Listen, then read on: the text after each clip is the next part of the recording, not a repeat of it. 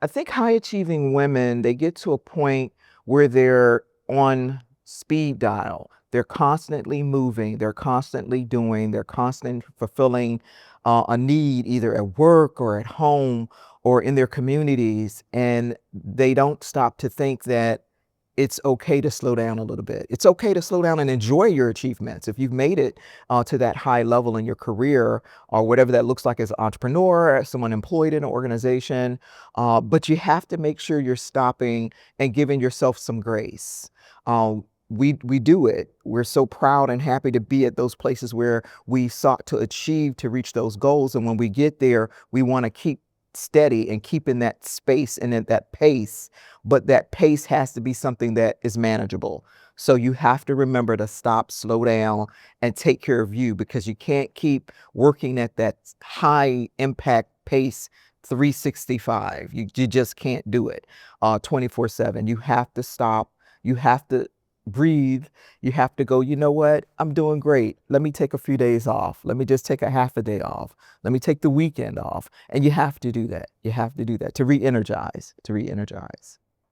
Oh, because we think we can do it all.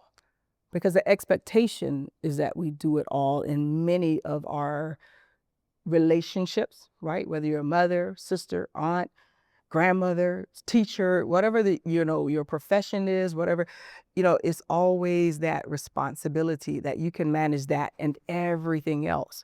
And so it is hard for us to shed that ideology and get out of that rut. And I think that's one of the biggest challenges for us, especially high achieving women. Because they don't know how to balance. When you're put in a position to have to achieve, a lot of times you're now moving in a space of a man, because you have to be a go-getter, you have to be a fighter, you have to be a hunter. And those are skills that we acquire over time.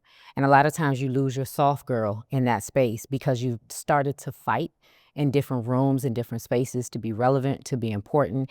And you don't necessarily know how to balance those things because you forget that you're just a girl. It might be seen as a sign of weakness, unfortunately, that, oh, like if I address this, then that means something's wrong with me. But truly, the strength is in acknowledging where you might need additional support or where you might need to learn and grow a little bit more. So there might be shame or guilt about it that might make it hard to address it.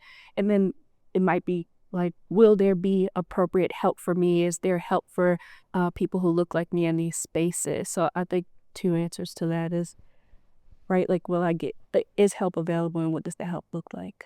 I think high achieving women neglect their own mental health because it's almost an imposter like syndrome where they feel they don't belong to what they have, to what they have achieved.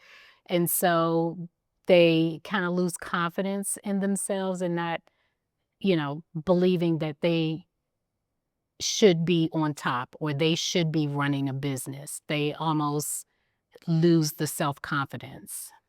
Because we're high achieving women. And it's almost like this circular thing that we can't get out of, right? We work because we have to take care of everybody else. And so then we keep working.